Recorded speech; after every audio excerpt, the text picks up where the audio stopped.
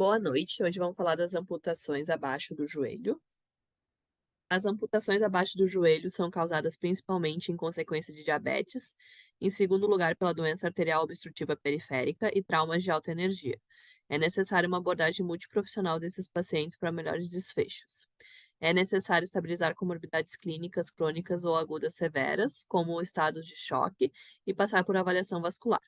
Às vezes, uma cirurgia de reperfusão antes da amputação melhora o desfecho. É preciso avaliar partes moles para planejar o fechamento. Pinzur et al. Definiu alguns parâmetros pré-operatórios determinantes para uma boa evolução.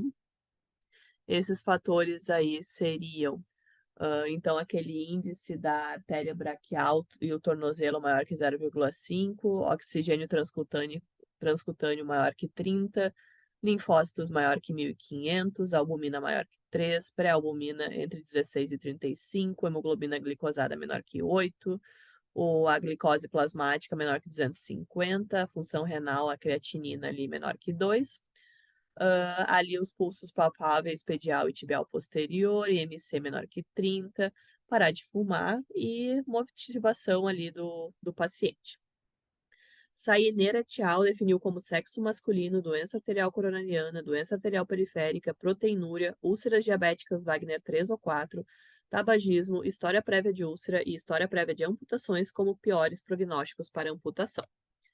A amputação em guilhotina foi utilizada por muito tempo como método de salvação de vidas, principalmente em guerras. O corte de partes moles e tecido ósseo é realizado no mesmo nível e deixado o tecido exposto. Em um segundo momento se realiza o fechamento. Atualmente não é mais um método aceitável. A amputação em boca de peixe é a mais fácil, é a mais tradicional, conhecida e com poucas complicações. Os autores recomendam deixar o garrote montado, mas realizar o procedimento sem garrote para observar o sangramento. O flap posterior tem que ser calculado para fechar a boca de peixe na sua porção anterior, sendo em média um flap posterior 3 vezes maior que o anterior. O corte tibial tem que ser no mínimo 15 centímetros da TAT para adequada protetização. A fíbula deve ser osteotomizada 2 centímetros acima da tíbia. A porção anterior da tíbia e a lateral da fíbula devem ser arredondadas ali para retirar pontos de pressão que podem abrir úlceras. Os compartimentos posteriores devem ser ancorados na tíbia para evitar retração muscular. Não deve ficar espaço morto para evitar hematomas. Os nervos têm que ser seccionados o mais proximal possível com bisturi e não deve ficar em contato com o osso para evitar neuroma. O uso de dreno depende do sangramento intraoperatório. Se for colocado, deve ser retirado em 12 horas. A porção muscular é suturada com fio absorvível 2.0. O subcutâneo deve ser suturado com pontos separados. A pele deve ser fechada com tensão adequada com fio monofilamentar 3.0. O paciente deve ficar uma semana no mínimo internado ainda. Se for observado sofrimento ou necrose, um desbridamento ou ampliação da amputação tem que ser planejada. Se tudo der certo, o paciente recebe alta em 5 a 7 dias com uso de muletas ou andador e com uso de antibiótico oral por 5 a 7 dias. O paciente deve ser revisado em uma semana. As bandagens compressivas devem começar em uma semana após cirurgia, se condições de partes moles, por equipe que saiba realizar o tratamento para futura protetização. Geralmente são necessários 5 semanas de bandagem para protetizar. O paciente deve ter acompanhamento psicológico e psiquiátrico. Os piores desfechos são em pacientes vítimas de trauma. A amputação em bola de tênis foi desenvolvida para evitar feridas na área de pressão da prótese, evitar as orelhas de cachorro na amputação em boca de peixe. São criados flaps distais que se entrelaçam e simulam a costura da bola do tênis. O flap anterior corresponde a 3/4 da circunferência da perna, o flap posterior corresponde a 1/4 da circunferência e 3/4 em comprimento do diâmetro da perna. Entre as amputações do retropé, tem a amputação do calcâneo, que pode ser parcial ou total. A amputação de Chopard é realizada com desarticulação da talonavicular e da calcâneo-cuboideia. O benefício é que essa amputação mantém o tornozelo, não há encurtamento do membro e é possível manter carga. A desvantagem é o risco de desenvolver equino severo. Deve-se realizar um alongamento antes da amputação. O flap maior é o plantar, os extensores e o tibial anterior são seccionados o mais distal possível para serem reinseridos. O tibial posterior é seccionado o mais distal possível para ser transferido para a cabeça do talos e funcionar como um dorsiflexor. O fibular longo e curto são inseridos na lateral do calcâneo, mesmo com as transferências, o Aquiles costuma ganhar dos demais dorsiflexores e forçar o pé em vário e equino. Algumas órteses foram desenvolvidas para evitar isso.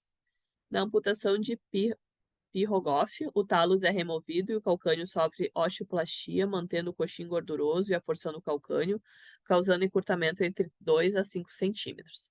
O fibular superficial e o sural são seccionados na sua porção mais proximal. A amputação de Syme funde ali o coxim do pé com a tíbia, permite deambulação em pouco tempo sem prótese, apesar do encurtamento. Traz menos complicações aí que a amputação transtibial. A amputação transmetatarsal é usada quando a patologia do antepé não pode ser curada, as inserções musculares se mantêm, é realizada incisão em boca de peixe com flap plantar maior, os metatarsos são osteotomizados de dorsal para plantar e de dorsal para plantar e distal para proximal. Os pontos devem ser simples, o paciente é liberado com antibiótico oral por 10 a 14 dias, e em pacientes diabéticos e com doença arterial, o antibiótico pode ser prolongado. A amputação tarso-metatarsal ou de Lisfranc traz um pé equinovaro, uma vez que o Aquiles e o tibial posterior ficam sem seus opositores. Acaba trazendo uma marcha viciosa com novos pontos de pressão e risco de úlcera. O balanço muscular deve ser planejado. A incisão também é em boca de peixe, com flap plantar maior. O fibular longo é fixado no cuboide e o fibular curto suturado no longo. Na cunha lateral é reinserido o extensor longo do hálux. Na cunha medial é reinserido o tibial anterior. O Aquiles é alongado. O paciente começa com uma carga parcial com 6 semanas até chegar na carga total com 8 semanas. A amputação parcial ou total de raios não é recomendada pelos autores por alterar a marcha, trazendo novos pontos de pressão. Traz também o desbalanço muscular ao tirar inserções tendinhas. As incisões são realizadas em raquete, podendo o flap maior ser dorsal, plantar, medial ou lateral, dependendo do acometimento do raio. Proeminências ósseas devem ser ressecadas. No nível da osteotomia, deve-se mandar uma peça para anátomo patológico e outra para cultura. Os calçados desses pacientes devem ser acolchoados. As amputações dos dedos podem ser parciais ou totais, que são as desarticulações. O nível da amputação depende da parte acometida e cobertura de partes moles. Os autores recomendam uma margem maior para evitar múltiplas cirurgias.